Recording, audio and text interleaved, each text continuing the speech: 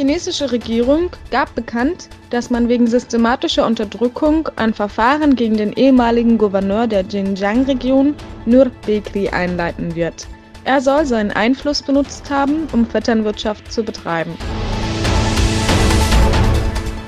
In Holland veranstaltete das uigurische Radio- und TV-Studio und die uigurische Gemeinschaft ein Frühjahrsfest. Durch Gedichte, Theater und Musik wurde das Drama der Uiguren und die Besatzung ihrer Heimat veranschaulicht. An dem Treffen nahmen viele Gäste, darunter hochrangige Vertreter verschiedener Organisationen aus Amerika, Kanada, Europa, Mittelasien und der Türkei teil. Heute publizierte die chinesische Regierung erneut ein politisches Dokument, welches die Verwandtschaft zwischen den Türken und den Uiguren widerlegen soll. Das Dokument bestätigt, dass seit 2014 13.000 Terroristen in Ostturkestan verhaftet wurden. Das Dokument geht auch auf Maßnahmen gegen Islamismus ein und verteidigt die Existenz und Notwendigkeit der angeblichen Ausbildungslager.